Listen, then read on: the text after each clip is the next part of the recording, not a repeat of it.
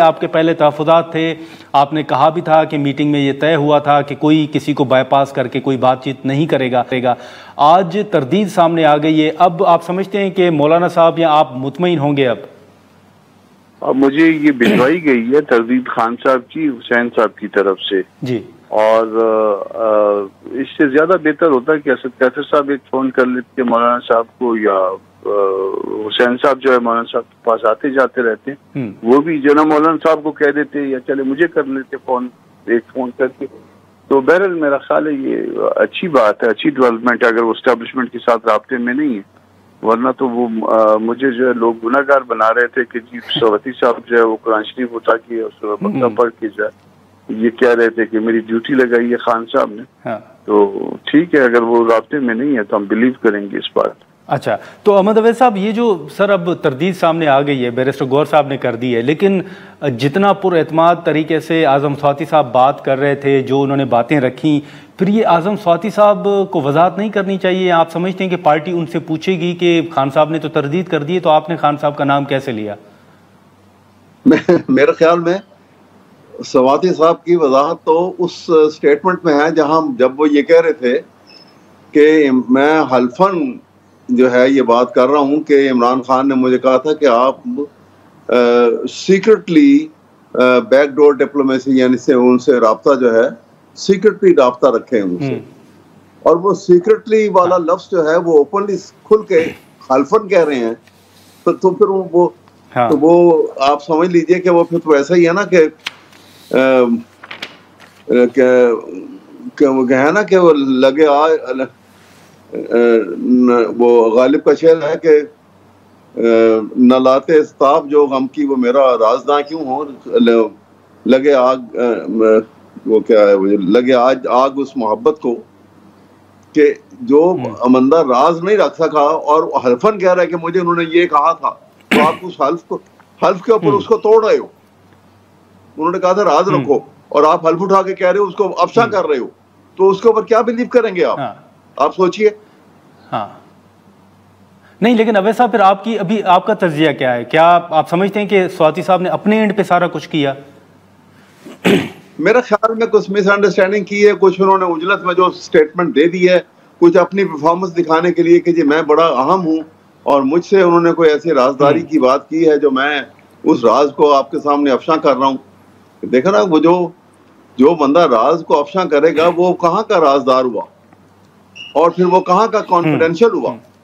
تو اس لیے میں ان باتوں کو مد نظر رکھے یہ کہوں گا کہ ان کی باتوں کے اوپر اتنا یقین کرنے والی انہوں نے خود کیفیت ایسی پیدا کر دی ہے کہ جس کے اوپر یہ اتنا یقین نہیں کیا جا سکتا۔ ٹھیک ہے، تو کامران صاحب اب اس تردید کے بعد ابھی بھی آپ باضابطہ طور پر رابطے کا انتظار کریں گے پی ٹی آئی کی طرف سے، یا اب آپ سمجھتے ہیں کہ جو تعطل پیدا ہوا تھا آپ کا مذاکرات کے حوالے سے، اب وہ بات آگے بڑھ سکتی ہے؟ ہمارا لاہور میں اجلاس ہے 19 اور 20 کو، جی، جو ایک دن ایکسٹینڈیبل ہے، کی ہو سکتی ہے۔ یہ ساری معاملات جو جتنی ڈیولپمنٹس ہوئی ہیں یہ ساری جو ہے نا وہ رکھی گئے پارٹی کے سامنے، پارٹی کے جنرل کاؤنسل سیشن میں، جی، اور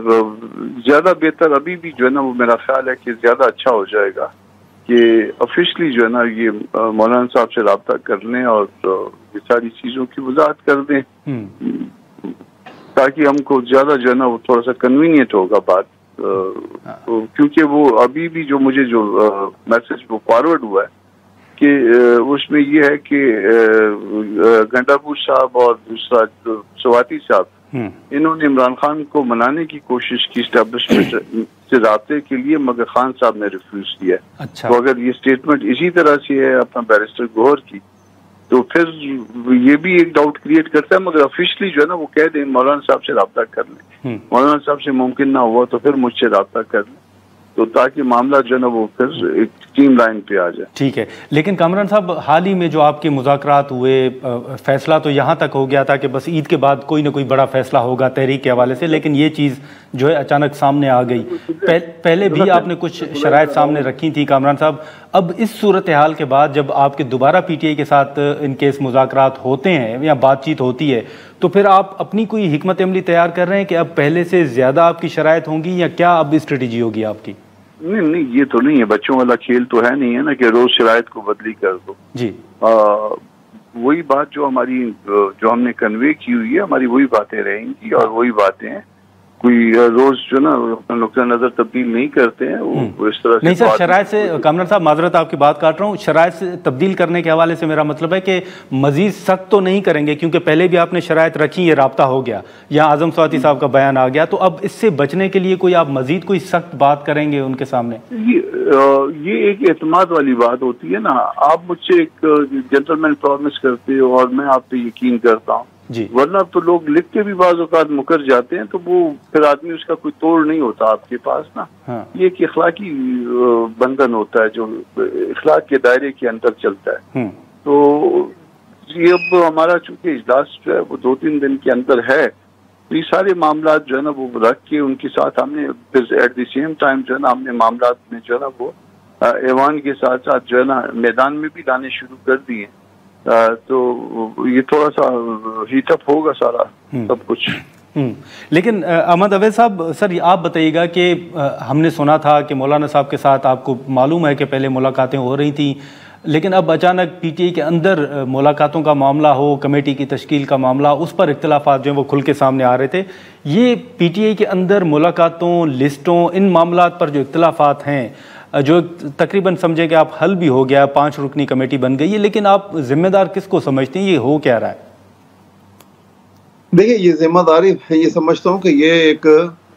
تھوڑی سی پولیٹیکل میچورٹی ہے، جس میں یہ بات یہ ہے کہ اتنے چھوٹی چھوٹی باتیں جن کے اوپر اختلافات کی صورت پیدا نہیں ہونی چاہیے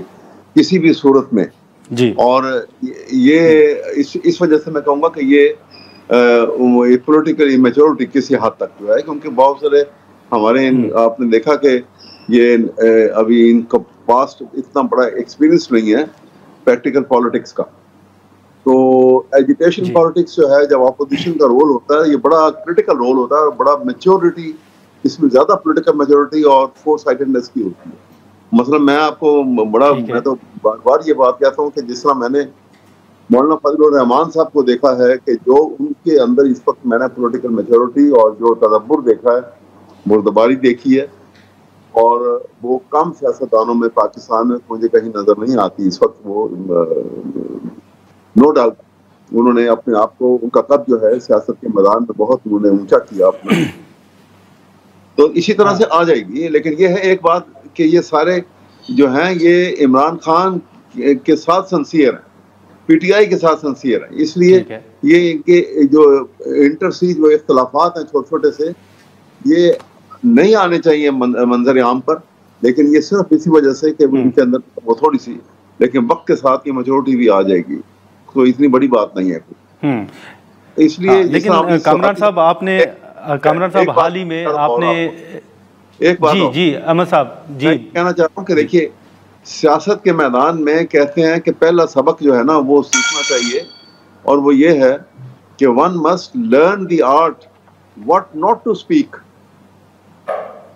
جی یہ سب سے ضروری چیز ہے کہ آپ کو اپنی زبان کے اوپر، الفاظ کی چراؤ کے اوپر بڑا دسترس ہونی چاہیے اور کمانڈ ہونی چاہیے. جیسے ابھی سواتی صاحب نے جیسی بات کر دی، جو یہ باتیں ان کو شاید کس شکل میں ہوئی، کیسے ہوئی، اور نہیں کرنی چاہیے تھی. تو ان کے بس میں بلکہ ان کے ساتھ یہی کہوں گا کہ کیا غمخوار نے رسوا لگے آگ اس محبت کو، نہ لاوے تاب جو غم کی وہ میرا رازداں کیوں ہو.